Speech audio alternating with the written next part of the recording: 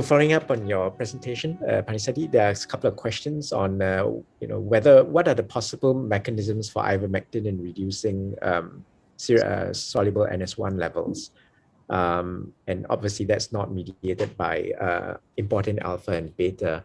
Any thoughts on the mechanism?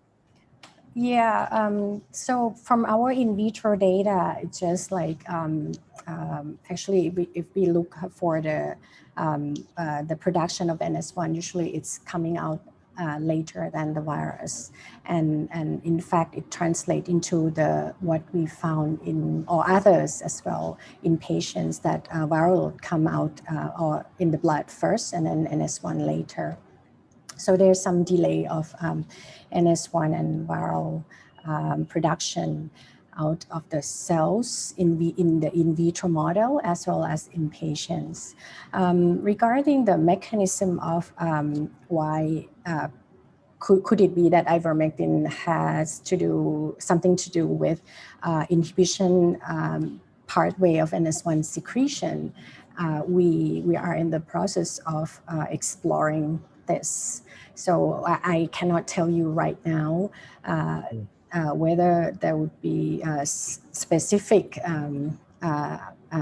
mechanism for NS1,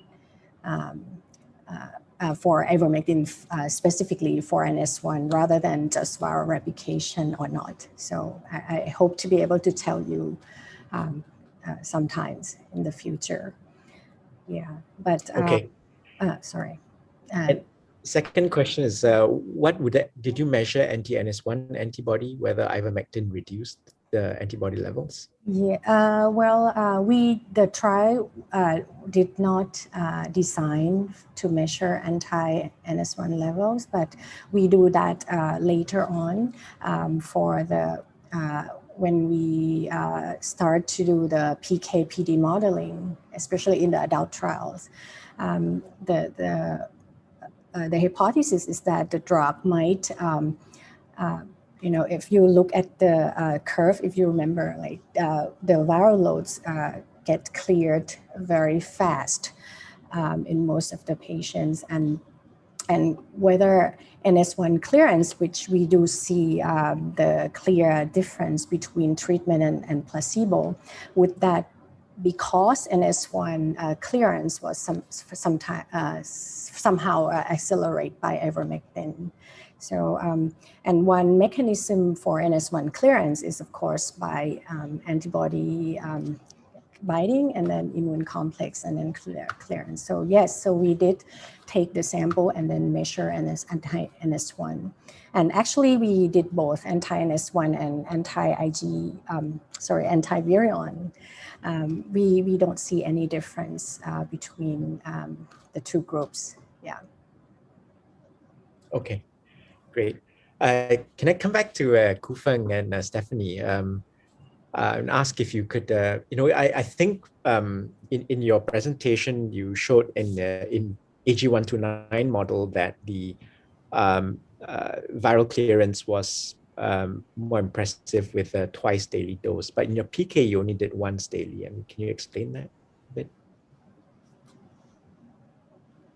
Yeah, good question. I was thinking, I think for the PK we could do BID twice daily as well, but for the convenience of dosing, we did once daily, and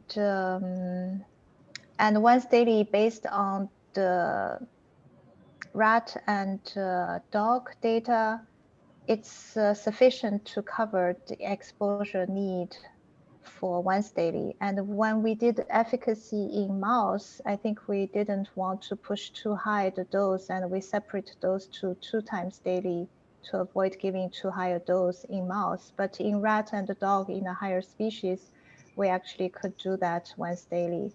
And extrapolating to human, it was also doable for once daily. So we have option to do both BID or once daily, either way. So that's totally suitable from PK perspective. And actually, I do have a question for Dr. Aviratan for the great talk on ivermectin. And I was just wondering, whether you have done any animal efficacy of ivermectin, and where you can maybe understand a little bit better the PK/PD relationship of what exposure you need to reach, both in adults and the children, to give you good efficacy. Yes, no, to answer your question, no, we did not do any animal model study. But I believe that a group of researchers testing ivermectin in mice, and they did see significant reduction of dengue infection in the mice as well. Regarding this, I think it's a very kind of interesting to discuss on the in vivo model testing drug for anti-dengue. Because we know that mouse model is not exactly representing what happened in humans. And for the trial, the previous trial, like so-called severe, it works really well in vitro, but also in vivo in mouse model. But when going into humans, so far it's still, the results of the trial were negative. So actually, I would like to hear you guys' thought on how,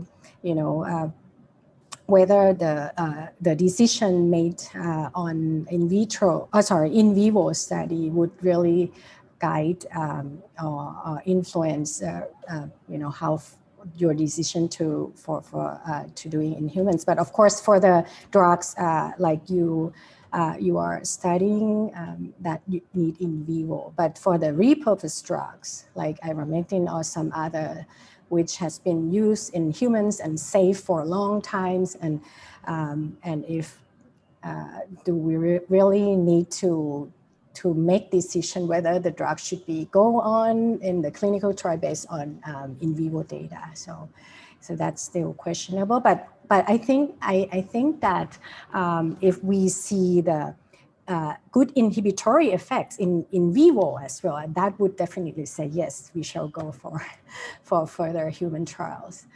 And rather than, again, I would like to say that rather than doing like large efficacy trial, it's better to do small trial to see really whether the drugs influence NS1 or virus replication or PK/PD study. Yeah. You want to respond, Kufeng? I think we are all struggling with the same question. Do we do animal efficacy? What does animal efficacy really mean? I think based on HIV and HCV field, where animal model wasn't even available, you could pretty much push a drug based on the safety and maximum tolerated dose to go with this modeling where we used to say targeting your EC50 in vitro of your, in our NITD 688, we target 38 nanomolar, which is the least potent EC50 among all four serotype. And for you, I think we can take, 1 micromolar or average for ivermectin EC50 in the cell and try to just model the human PK and try to target that your minimum exposure should never be below this 1.5 micromolar or 3 times of this or 10 times of this level, so that you can reach at least 1 to 2 logs of reduction. I think for NITD 688, we basically use the same approach to project the human dose. And we did animal efficacy just for the sake to understand that it works in the animal. It's like an in vitro experiment, but done in the tissue where it works also to confirm. And when we extrapolated that exposure to human, it actually pretty much fit to this C minimum never below this 3 to 10x EC50. So in that particular case, we are confident that this dose range we predicted is going to be good, both based on animal efficacy and based on just the human PK coverage. And for ivermectin, I think you probably, I don't really know probably based on the literature, you chose the 400 microgram per kilogram. And whether you can go a bit higher, we see a good trend that you have NS1 clearance shortening, but not yet a clear, PCR difference, viral load, and the fever clearance. Maybe just a higher dose will get you there. And I also maybe trying with combination therapy with sacosavir or with NITD 688 in the future. That'll be maybe helping for both all the compound to reach efficacy. Yeah. Stephanie, you want to add anything to the discussion? No, Kufeng did an excellent job explaining our rationale. Yeah. Yeah, no, I think, that's the challenge in at dengue, I guess, and not just perhaps limited to dengue, but antivirals, right? I mean, the same thing is being seen with therapeutics against COVID-19 as well. That at least in vitro, you've got all these drugs that work, but in clinical trials, very few have shown any efficacy. I think this is the 6th trial, if my count is correct, that have been tested at least either in proof of concept or a phase 3 trial, where the results have been at least on viremia has not really made any impact on changing viremia. So that the gap between in vitro findings and what happens in humans is quite large. And I just want to say one last thing on this. And in the AG129, Subhash Vasudevan was the one that did all the work on salgosavir. Obviously, in the initial model, it worked beautifully, as Dr. Panisadi said.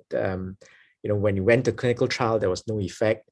But when he came back and he reevaluated the mouse model, the difference actually came from the timing in which you start treatment. In animal models, because we know when we're infected, we tend to treat very early. Whereas in clinical practice, by the time the patient comes in, all the viremia, if most of the patients, the viremia is on a downslope. So if you go back to the AG129 mouse model and now treat the animals with salgosavir, when they're on a downslope of viremia, there's very little difference. And so the timing is critical. And as you rightly pointed out, Panisadi, that maybe the impact of ivermectin will be much more evident if you start treatment in 24 hours or 48 hours after fever onset. But that's the challenge in dengue treatment, I guess. Yeah. But that's where also we felt that maybe there's room for improvement for a good rapid diagnostic kit, which needs to be even more sensitive than the current ones that are being used.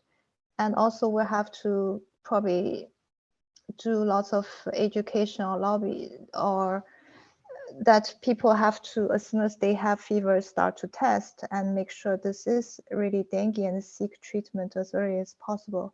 Even if we can maybe achieve that early recruitment in the clinical trial, eventually in the field, it's like for the flu drug, and you really need to get it early. If you are in 3rd day, 4th day of the flu, taking any Tamiflu or any of those drugs won't make much difference anymore. Yeah, absolutely. So we also considered prophylaxis, but I think it's just going to be even more difficult when to use prophylaxis chemoprevention. So I think it's really as soon as possible after onset of fever is what we want to target for dengue. It may work better as a prophylaxis. It's just harder to do. Sorry, yeah. We've got some more questions. If I can come back, because there are a few questions here on ivermectin in the pediatric population. So one question is, what's the age group for your PK/PD study, and what do you expect to find? Is it as promising as in an adult? That's the question. So the age group was less than 15, and but the younger, the lower bound would be the weight higher than 15 kilogram because of the indication of the ivermectin treatment in children. and the analysis is now ongoing. Yeah. We kind of need to understand the data better, but so far it's more like we hardly, not seeing in quite as we expected. So yeah, so that trigger a lot of things for us, regarding whether ivermectin single drug would really work in dengue. And actually, it's the main question in COVID-19 as well, right? That a lot of small trials showing the potential therapeutics effect of ivermectin in COVID-19 in several groups like mild disease, moderate, or even in hospitalized patients. And it seems that the drug may work in reduce progression of the severe disease. So yeah, so I hope I can share with you and with the world about the results of PKA dengue, the trial in children soon. We want to understand it better, and yeah, and for seeing this, we again would focus on streamline our research to the combination. Would be better for repurposed drugs, that I would say. Yeah. So ivermectin in combination with other repurposed drugs. Yeah. Thanks. And Kufeng, there's a question on why did you choose to target dengue specifically and not other viruses? So I think you kind of said that in your talk, but maybe you want to explain the rationale a bit more. Yes, I saw the question. I was just typing my answer. We were not trying to avoid other viral activity, but the reason we end up with such a compound, which is only against dengue 1, 2, 3, 4, is because we used chikungunya as a counter screen, and the reason for that is we want to avoid any host factor, which like Sigosavir or other host targeting factor, which commonly regulate several viruses, because we want to have a compound which is specifically targeting the viral protein. And as a consequence, when we filtered using similar, like chikungunya, which is alpha virus, we end up filtering a compound which works on a broad spectrum. It came with the pro and con. That the pro is it's very specific against dengue, which is having the safety profile that we want. But of course, it as a downstream, as a counterpart, it's not broader spectrum. So we wish we could have a broad spectrum also safe, but we haven't been able to do that. Can I follow up on that question, Kufeng, and ask, so, NITD did a screen that identified the inhibitors against NS4B.